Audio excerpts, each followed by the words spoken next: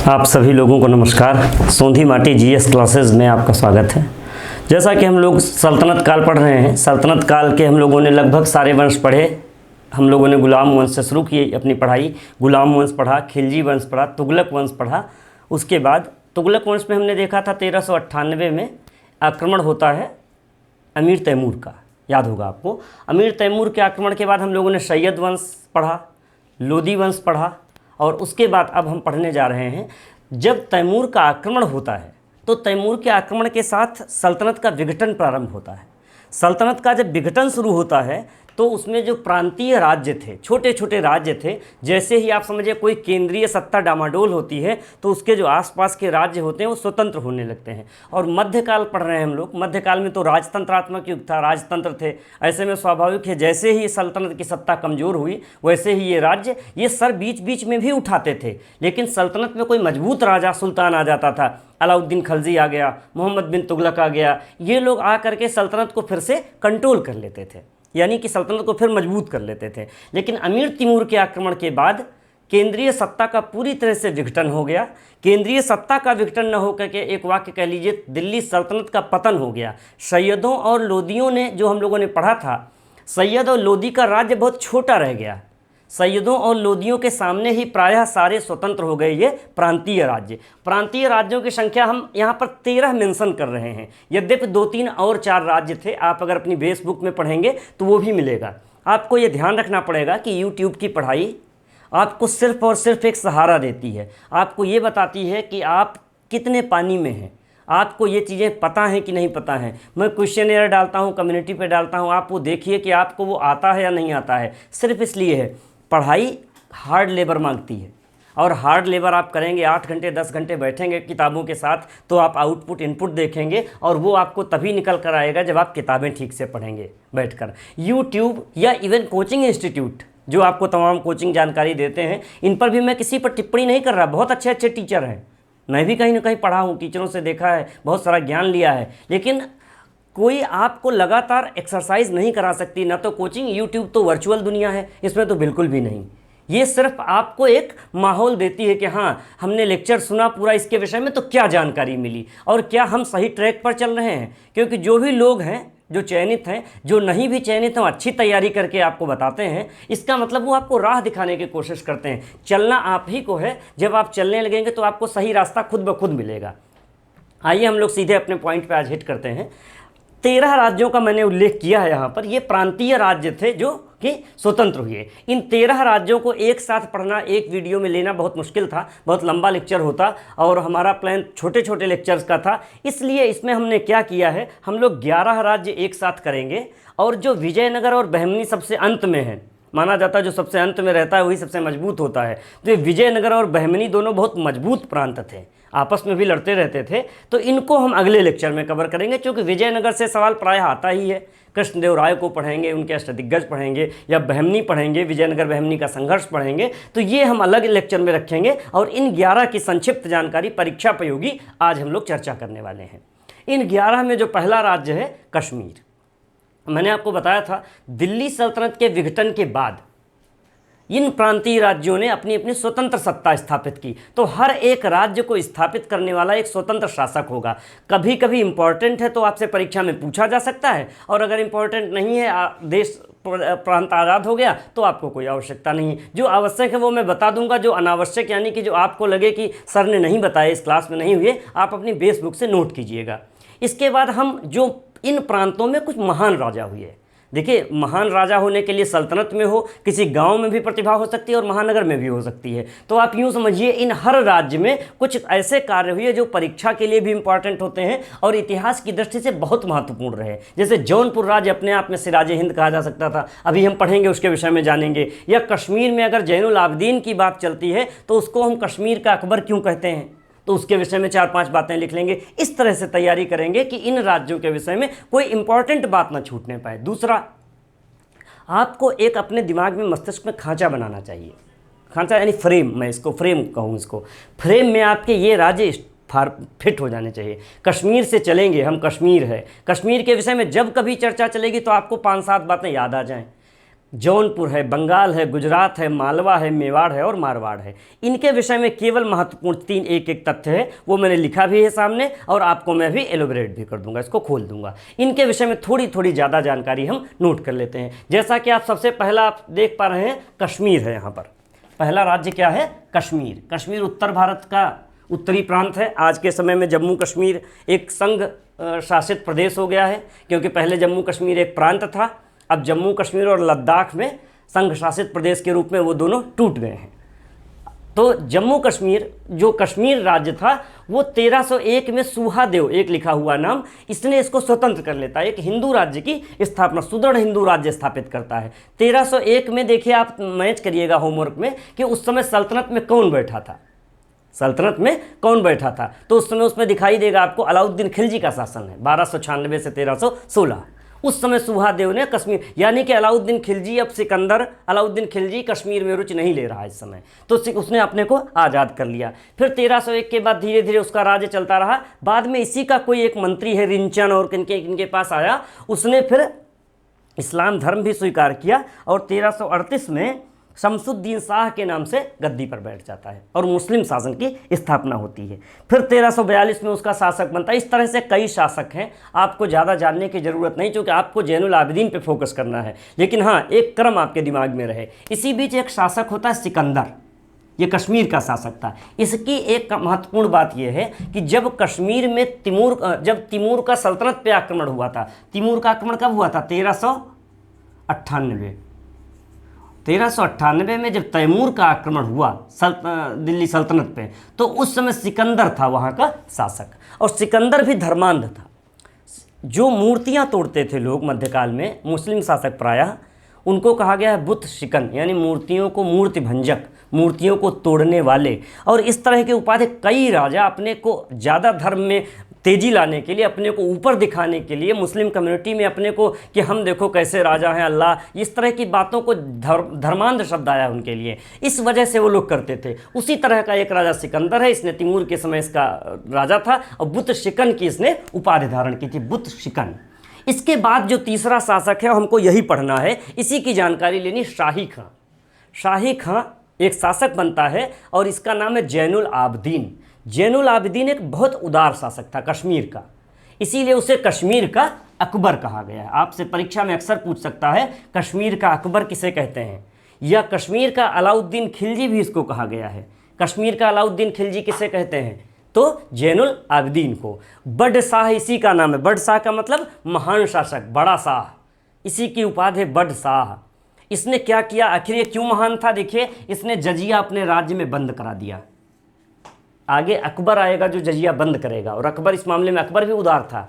तो क्या इसका मतलब, अगर प्रश्न आपसे ये पूछा जाए परीक्षा में, भारत में सबसे पहले जजिया कर की प्रथा किसने समाप्त की, या जजिया कर वसूलना किसने बंद करवाया था, तो आप क्या टिक करेंगे? अकबर नहीं टिक होगा, जैनुल आबिदीन पहला शासक है, जैनुल आबिदीन, जो कि जजिया बंद कराता है। फिर इसने गौ हत्या पर रोक लगा दी।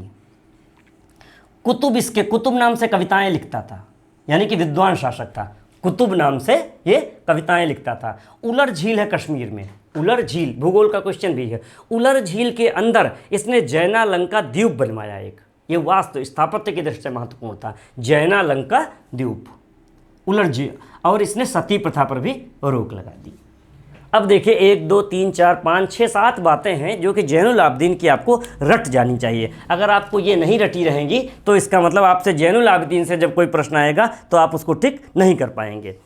तो ये धार्मिक दृष्टि से सहिष्णु होने के कारण ही अकबर, कुछ सुधार करने के कारण अलाउद्दीन खिलजी, क्या क्या काम किए इसने, बड़ शाह कहा जाता था। और ये कश्मीर में इसने तमाम जो ब्राह्मण भाग आए थे इसके पहले सल्तनत प्रताड़ित होकर, उनको वापस बुलाया वहाँ पर, कश्मीरी ब्राह्मणों को, कश्मीरी हिंदुओं को, और फिर से स्थापित किया कश्मीर में। यानी कश्मीर का स्वर्ण काल किसके सामने था?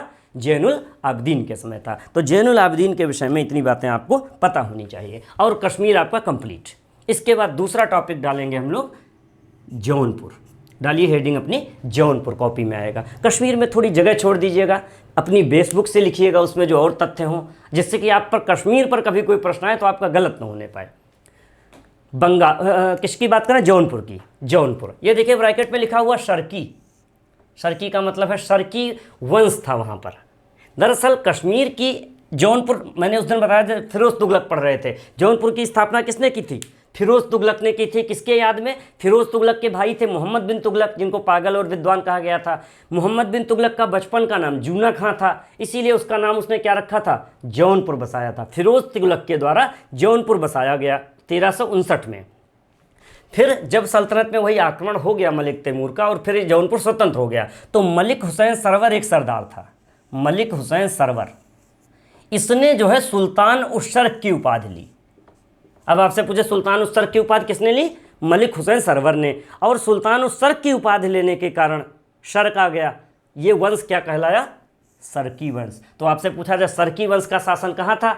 तो सरकी वंश का शासन जौनपुर में था। जौनपुर किसके द्वारा बसाया गया? फिरोज तुगलक द्वारा 1359 में। जौनपुर की स्वतंत्र राज्य की स्थापना किसने की? मलिक हुसैन सरवर ने। उसकी उपाधि थी सुल्तान उस शर्क। तो इस तरह से जौनपुर स्वतंत्र हो गया। लेकिन इसके बाद एक बार जब लोदी लास्ट में आते हैं, सैयद लोदी वंश लास्ट में है, तो लोदियों का एक महान शासक कौन था? सिकंदर लोदी, हम लोगों ने पढ़ा था। सिकंदर लोदी ने जौनपुर को जीतकर फिर से मिला लिया। सिकंदर लोदी ने एक बार जौनपुर को जीत के पुनः मिला लिया। प्रश्न भी आया है पीसीएस में कहीं पर कि जौनपुर को किस शासक ने मिला लिया, तो आपका आंसर होगा सिकंदर लोदी ने। ये तो बात हो गई इतनी। इसके बाद जौनपुर को कहा गया सिराजे हिंद। क्यों? हिंद का सिराज यानी कि मुकुट, सिराजे हिंद क्यों कहा गया? दिल्ली सल्तनत पे जब तैमूर का आक्रमण हो गया, दिल्ली सल्तनत का विघटन हो गया, त्राहिमाम हो गया वहाँ पर, उसके बाद जो वहाँ विद्वान थे, जो साहित्यकार थे, जो कलाकार थे, जो शिल्पी थे, इन सबको कहीं शरण नहीं मिल रही थी। उस समय उनको सबसे जो मुफीद माहौल लगा वो लगा जौनपुर का। तो वो सब भागकर दिल्ली से कहाँ पहुँचे? जौनपुर। जौनपुर मलिक हुसैन सरवर जैसे जो भी शासक हुए, उन्होंने उनको क्या किया? शरण दी। जौनपुर कला और साहित्य का केंद्र बन गया। उस समय देश का, उत्तरी भारत का मुख्य सेंटर, सांस्कृतिक केंद्र बन गया जौनपुर। यही कारण है कि जौनपुर को उपाधि क्या दी गई? सिराजे हिंद। जौनपुर किस नदी के किनारे है? आपके लिए मैं होमवर्क में दे रहा हूँ, भूगोल में प्रश्न पूछा जाएगा, यूपी स्पेशल में भी आएगा, आपको पता ही होना चाहिए। अगर नहीं पता है तो शर्म करिएगा जो लोग परीक्षार्थी हों और डूब मरिएगा कि जौनपुर आपको नहीं पता किस नदी के किनारे है। सिराजे हिंद हो गया जौनपुर। इसके बाद इब्राहिम शाह यहाँ पर गद्दी पर बैठता है और इसने उपाधि भी ले ली सिराजे हिंद की। यानी सिराजे हिंद तो उसको कहा जाता था जौनपुर को, लेकिन आपसे पूछे सिराजे हिंद की उपाधि किसने ली, तो आप कहेंगे इब्राहिम शाह ने। फिर जौनपुर में स्थापत्य के विषय में कई अच्छी अच्छी मस्जिदों का निर्माण हुआ। उसकी खासियत ये थी कि इनकी मस्जिदों में मीनार नहीं है। यानी जौनपुर में जो मस्जिद बनी है उनमें आपको मीनारें देखने को नहीं मिलेंगी, जबकि मस्जिद स्थापत्य का एक मीनार मुख्य वो है, मीनारें होती ही हैं। तो ये एक और प्लस हिंदू स्थापत्य से भी प्रभावित है। यहाँ की तमाम जाली वगैरह का जो काम है यहाँ पर, वो आपको राजस्थान का स्थापत्य जो है, गुजरात का जो स्थापत्य है, वहाँ के स्थापत्य से लिए गए हैं। तो एक तो बहुत फेमस है अटाला मस्जिद और एक झंझीरी मस्जिद। अटाला मस्जिद किसने बनवाई? होमवर्क में करिएगा। झंझीरी मस्जिद किसने बनवाई? होमवर्क में करिएगा। बस इतनी बातें आपको पता होनी चाहिए। पूछा जाएगा बार बार अटाला मस्जिद कहाँ स्थित है? जौनपुर में। कहाँ की मस्जिदों में मीनारें नहीं हैं? जौनपुर की मस्जिदों में। और जौनपुर सरकी वंश के विषय में आपकी जानकारी पर्याप्त है। जगह छोड़ दीजिएगा, जो आपको नई जानकारी मिले वो बाद में अपडेट कर लीजिएगा। ठीक है, इसके बाद हम लोग चलते हैं बंगाल की तरफ, क्योंकि हम लोग को पहुँचना है आज 11 राज्यों तक। बंगाल की तरफ चलते हैं, यानी भारत के पूर्वी क्षेत्र में चलते हैं।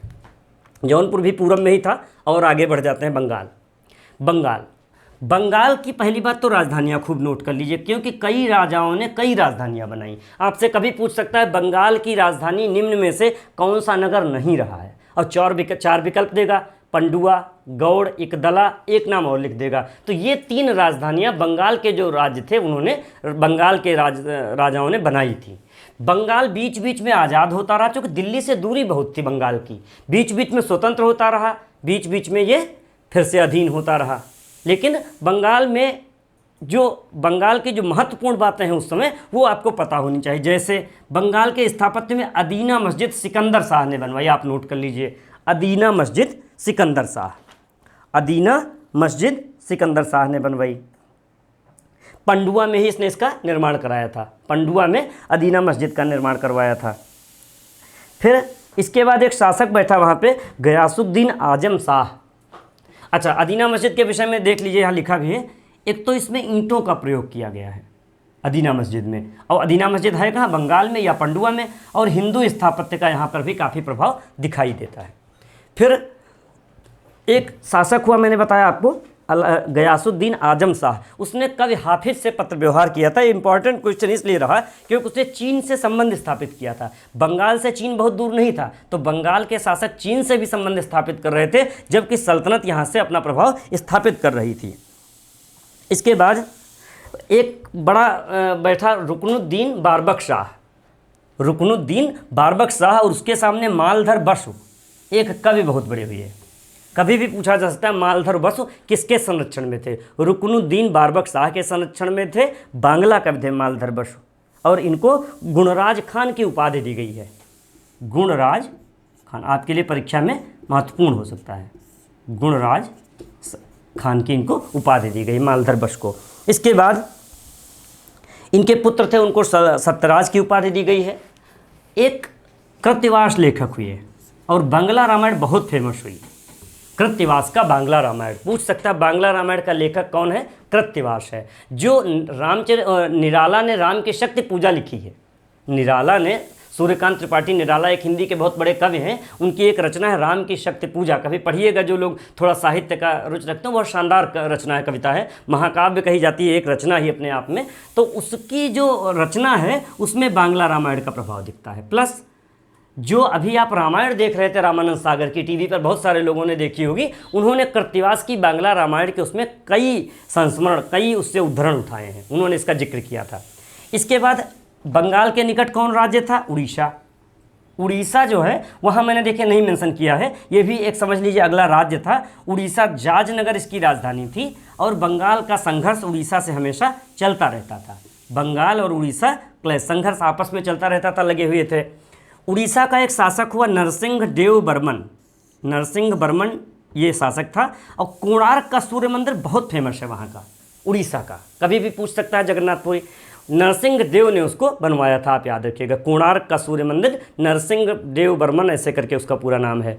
प्लस बंगाल में जैसे अदीना मस्जिद तो बहुत फेमस थी, दो और मस्जिदें कभी भी पूछ सकता है, सोना मस्जिद और कदम रसूल मस्जिद। तो आपको पता होना चाहिए कि सोना मस्जिद कहाँ थी? बंगाल में। कदम रसूल मस्जिद कहाँ थी? बंगाल में। ये इतनी बातें आपको बंगाल के विषय में पता होनी चाहिए। बंगाल आपका कंप्लीट है। और आप कंप्लीट तो कभी नहीं होता, आपको तो करना पड़ेगा होमवर्क अच्छे से।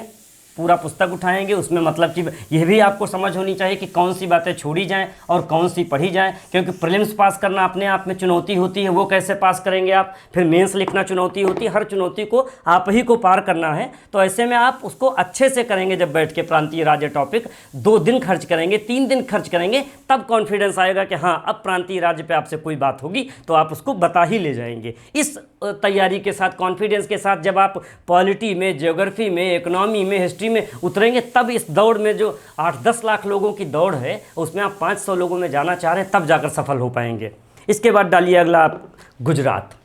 अगला प्रांतीय राज्य है आपका गुजरात।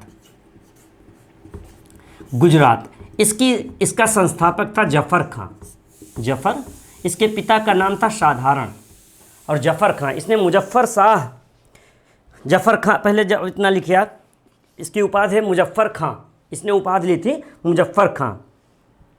मोहम्मद बिन तुगलक ने इसको क्या किया था? गुजरात का गवर्नर नियुक्त किया था मोहम्मद तुगलक ने। लेकिन बाद में जब मोहम्मद तुगलक के बाद कश्मीर, वही सल्तनत तिमूर का आक्रमण हो गया, तो जफर खां ने मुजफ्फर खां के नाम से उपाधि लेकर और अपना राज्य स्वतंत्र घोषित कर दिया। मुजफ्फर खां का लिया उपाधि और इसको, अपने राज्य को स्वतंत्र घोषित कर दिया। इसका संघर्ष हमेशा किससे चलेगा? मालवा से। गुजरात के नीचे मालवा लिखा है, विरुद्ध मालवा, यानी गुजरात मालवा पड़ोस पड़ोस थे, तो गुजरात और मालवा का आपस में संघर्ष हमेशा चलता रहता था। एक कवि यहाँ पर बैठा, अहमद शाह। अहमद शाह एक शासक हुआ, अहमद शाह। अहमद शाह शासक के नाम से ही आप समझ सकते हैं, अहमदाबाद इसी ने बसाया। अहमद से निकला अहमदा, एक तो अहमदाबाद इसने बसाया, अहमदाबाद।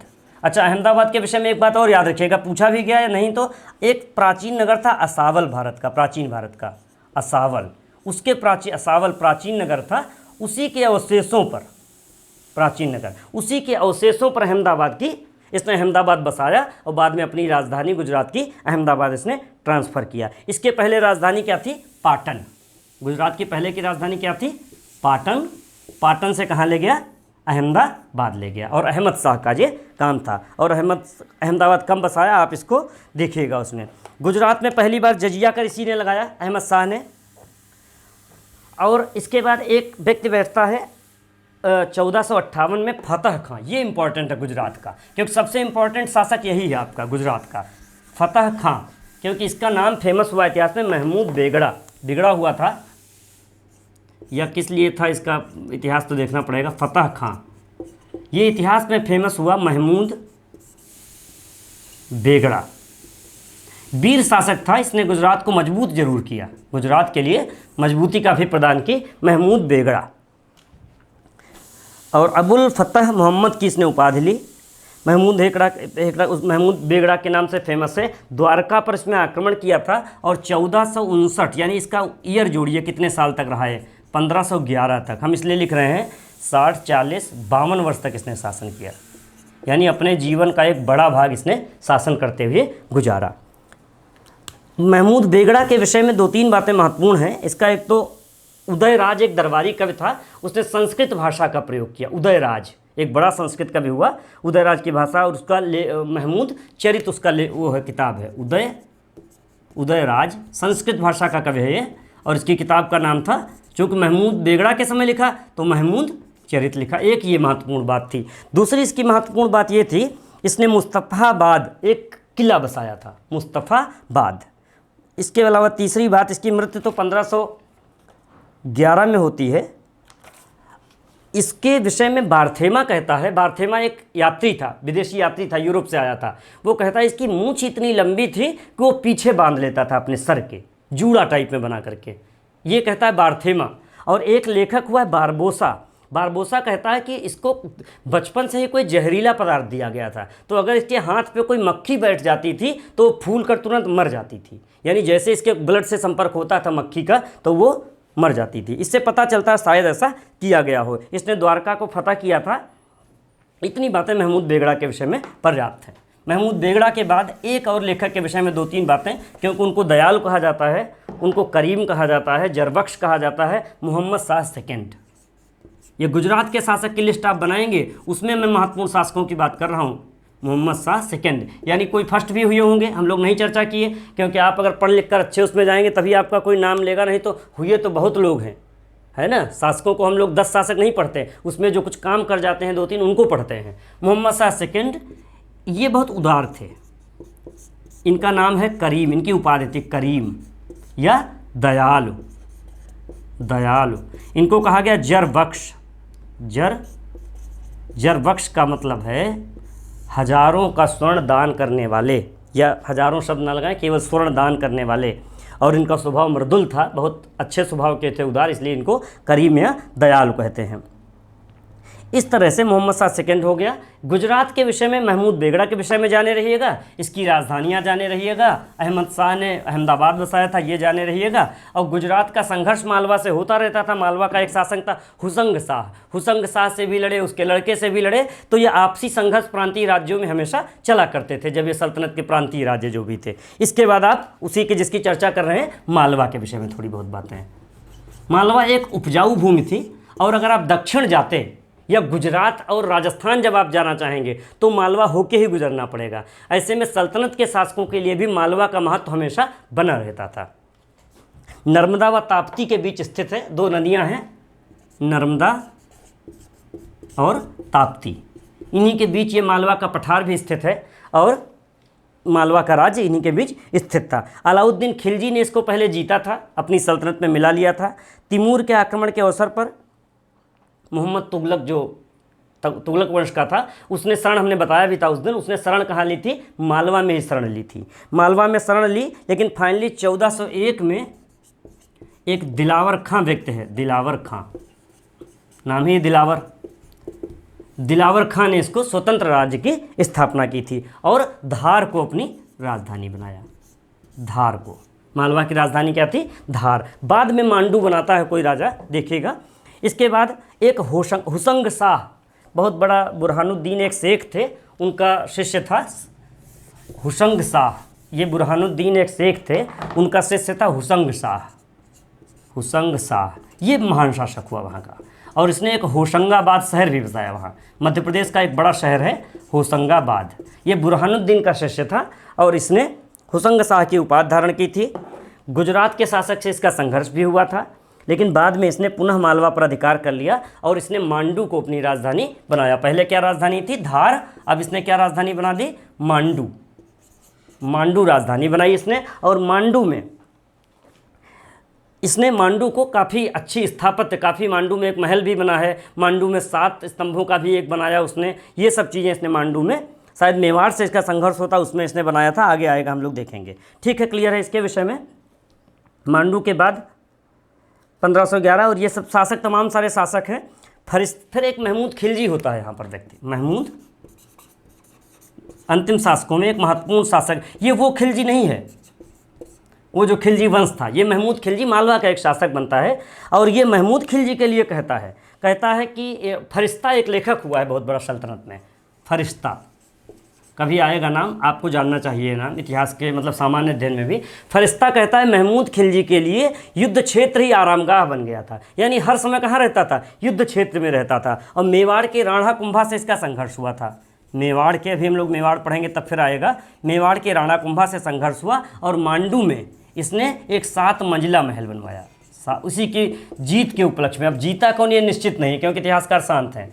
7 मंजिला महल ये बनवाया इसने मांडू में, 7 मंजिलों वाला स्तंभ, 7 मंजिला स्तंभ कह लीजिए राणा कुंभा को। और मांडू में इसने एक चिकित्सालय स्थापित किया, एक चिकित्सालय, एक महाविद्यालय आवासीय, ये सब मांडू में 7 मंजिला स्तंभ बनवाया। और एक महाविद्यालय, एक चिकित्सा महाविद्यालय, मांडू को इसने सजाया। इस तरह से हम लोगों ने मालवा के विषय में जानकारी अपनी कंप्लीट कर ली। मालवा के बाद अगली तरफ बढ़ चलिए, मेवाड़ की तरफ। अभी जैसे मेवाड़ के राणा कुंभा आ गए थे, मेवाड़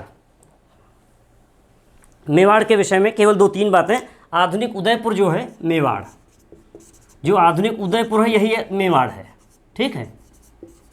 आधुनिक उदयपुर को क्या कहेंगे? मेवाड़ राज्य कहेंगे। गहलोत वंश के राणा रतन सिंह थे, गहलोत वंश के राणा रतन सिंह, और राणा रतन सिंह की ही एक शाखा ये गहलोत थे। और बाद में इन्हीं की एक शाखा सिसोदिया वंश, सिसोदिया वंश, इन्हीं की एक शाखा निकले सिसोदिया वंश। सिसोदिया वंश के शासक ने ही इसकी शुरुआत की थी। बाद में हमीर देव महत्वपूर्ण हुए। हमीर देव ने बहुत वर्षों तक शासन किया। हमीर देव ने 64 वर्ष शासन किया। हमीर देव 64 वर्ष, 64 वर्ष मेवाड़ पर हमीर देव का शासन रहा। हमीर ने चित्तौड़ जीत लिया था, मेवाड़ स्वतंत्र राज्य बन गया। हमीर देव के बाद कई लोग बैठते रहे, लखा मोकल, लेकिन फाइनली मोकल का नाम और याद रखिए, क्योंकि मोकल ने वास्तु के मामले में कई काम किए वहाँ मेवाड़ में। मोकल, माना और फन्ना, पूछ ले कभी ये कौन थे? ये 2 शिल्पकार थे, माना फन्ना। एक विशाल और था, लेकिन माना और फन्ना का नाम काफ़ी लिया जाता है। माना और फन्ना ने वास्तु प्रसिद्ध शिल्पकार थे। इसके बाद रनमल आए, उसके बाद उनका प्रपौत्र था कुंभकर्ण, और कुंभकर्ण का ही नाम था राणा कुंभा, वो गद्दी पर बैठता है। लास्ट में आ जाइए बिल्कुल, कुंभकर्ण के बाद मेवाड़ की चर्चा कर रहे हैं हम लोग। कुंभकर्ण का नाम क्या था? राणा कुंभा। राणा कुंभा गद्दी पर बैठता है। राणा कुंभा ने, इसका समय 1433 से 1468 के बीच दिखा रहे हैं।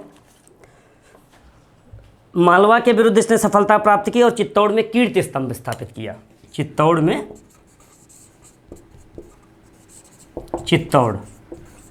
कीर्ति स्तंभ पूछ सकता है कभी, कहाँ पर है कीर्ति स्तंभ?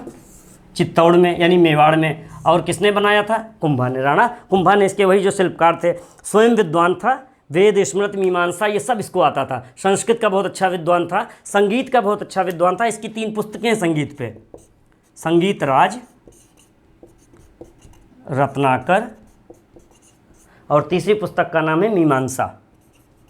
यानी कि संगीत पर राणा कुंभा का बहुत काम है। संगीत राज, संगीत रत्नाकर, संगीत मीमांसा। मेवाड़ के माना जाता है 84 किले मेवाड़ में निर्मित थे, जिनमें से 32 किलों को किसने बनवाया? राणा कुंभा ने। यानी कुंभा एक इंपॉर्टेंट शासक हो, इसलिए हम उस पर चर्चा कर रहे थे। 32 किलों को इसने बनवाया। बाद में फिर उदयराज और महावीर, पन्नाधाय वाली भी एक कहानी आपने पढ़ी होगी कभी बचपन में। पन्नाधाय वाली कहानी भी आगे इसी वंश से जुड़ती है। अंत में बैठते हैं राणा संग्राम सिंह, जो खानवा का युद्ध लड़ेंगे। लंगड़े हो हाथ कट गया था जिनका, इब्राहिम लोदी को एक युद्ध में हराते हैं, राणा सांगा जिनको बोलते हैं, राणा अंतिम शासक के रूप में लिख लीजिए आप इसको यहाँ पे, मतलब अंतिम कोई और रहा होगा लेकिन जो अंतिम शासक महत्वपूर्ण है राणा सांगा इसी को बोलते हैं, सांगा। एक तो घटौली का युद्ध किया था इन्होंने इब्राहिम लोदी से, घटौली या खतौली, इब्राहिम लोदी को इन्होंने हराया था ऐसा माना जाता है, लेकिन कई बार लोग कहते हैं कि वो अनिर्णित रहा था, युद्ध का कोई रिजल्ट नहीं आया था। और फिर बाद में लड़े खानवा का युद्ध, खानवा का युद्ध 27 में लड़ते हैं बाबर से और हार जाते हैं। बाबर हराता है, बाबर हराता है। ये बातें इतनी आपको इनके विषय में, राणा संग्राम सिंह के। और उसी जो घटौली का युद्ध में था इसी में ये लंगड़े हो गए थे राणा सांगा, इनका पैर कट गया था। इसके बाद जहांगीर के समय मेवाड़ फाइनली, अकबर नहीं कभी कर पाया था, ये जहांगीर की उपलब्धि बाद में हम लोग मुगल में पढ़ेंगे कि अकबर नहीं इनको मिला पाया था, जहांगीर ने बाद में मेवाड़ को अपने राज्य में मुगल शासन में मिला लिया। इसके बाद मारवाड़, अब एक मिनट में लीजिए मारवाड़ के विषय में आधुनिक जोधपुर, ये क्या है, जोधपुर जो आज का है राजस्थान का, यही मारवाड़ था। मारवाड़ राज्य की राजधानी जोधपुर। ये प्राचीन राष्ट्रकूट थे, चुंद ने इनको जो है आधुनिक किया था। चुंद, इनका संस्थापक किसको कहेंगे, चुंद। इन्हीं के घर एक पुत्र हुआ इनका राव जोधा, राव, ये राष्ट्रकूटों के वंशज थे, वैसे कन्नौज के गढ़वालों से भी जुड़ते हैं। राव जोधा ने किस शहर को बसाया, जोध से समझ जाइए, एक जोधाबाई भी थी वहीं की रही होंगी, देखिएगा कभी। राव जोधा और जोधपुर को इन्होंने बसाया, राजधानी बनाई। मेवाड़ से इनका मारवाड़ का संघर्ष भी हुआ, बाद में मेवाड़ से कुछ योग्य शासक आ गए, दोनों जगह मेवाड़ और मारवाड़ मिलकर भी रहे। शेरशाह के समय मारवाड़ का शक्तिशाली शासक था मालदेव। जब शेरशाह सूरी आएगा मुगल काल के बीच में हुमायूं के बाद, तब बाद में उनकी लड़ाई होती, वो हम लोग चर्चा करेंगे आगे। इसके बाद उत्तर भारत के राज्य हो गए, ये यहीं तक उत्तर भारत के राज्य हैं आपके, उड़ीसा सहित इंक्लूड करें तो 8, ठीक है। अब दक्षिण भारत की तरफ चलते हैं। दक्षिण भारत में सबसे पहले खानदेश। खानदेश का मतलब है खानों का देश। वहाँ पे जो लोग थे, जो राजा थे, वो अपने को खान कहते थे, इसीलिए खानों का देश कहा गया। खानदेश, संस्थापक कौन था, मलिक राजा फारूकी। अगर आप दक्षिण जाएंगे तो खानदेश होकर ही जाएंगे और कोई विकल्प नहीं आपके पास जाने का, इसलिए खानदेश इंपॉर्टेंट था। और इसकी राजधानी थी बुरहानपुर। माना जाता है इसको सोने की चाबियों से खोला, कैसे कैसे क्या कहा जाता है। यानी खानदेश इंपॉर्टेंट था, मलिक राजा फारूकी संस्थापक, और राजधानी बुरहानपुर। इसके बाद एक राज्य था माबर, और इसकी राजधानी थी, बस इतना जानिए, माबर। दिल्ली सल्तनत से आज़ाद हुआ, मुस्लिम शासक थे, और राजधानी मदुरै। असम, ये पूर्वोत्तर में है, पूरब में है, और असम की राजधानी क्या थी, आपसे सिर्फ राजधानी पूछ सकता है कभी, इसलिए लिख दिया मैंने। असम की राजधानी प्रागज्योतिषपुर। आपसे पूछ सकता है तिरहुत, ये तिरहुत भी उत्तर भारत में कहीं सीमा पर स्थित है, और इसका वंश का नाम था कर्नाट। तिरहुत में कर्नाट वंश का शासक था। पूछ ले कर्नाट वंश का शासक कहाँ था, तो आप बता सके तिरहुत में था। ये आपके राज्य हो गए सारे। अब अगले टॉपिक में हम लोग विजयनगर को लेंगे, और बहमी 2 पर ही केंद्रित होगा, चूँकि परीक्षा में प्रश्न पूछे जाने हैं इनसे, और इनमें से अगर आएगा तो जैनुल आबिदीन से आएगा, महमूद बेगड़ा से आएगा, इनसे आएगा, आप समझ गए होंगे। इस तरह से इस लेक्चर को आप थोड़ा जटिल हौच पौच वाला है लेक्चर, क्योंकि कई राज्य हैं। आप जरा कूल माइंड घर में बैठकर जब पढ़ेंगे तो बहुत अच्छा लगेगा, और इसको तैयार करेंगे। इस पर हम क्वेश्चनरी भी जारी करेंगे बाद में। तब तक के लिए आप खूब पढ़ते रहिए। आपको उज्जवल भविष्य की बहुत सारी शुभकामनाएं। धन्यवाद।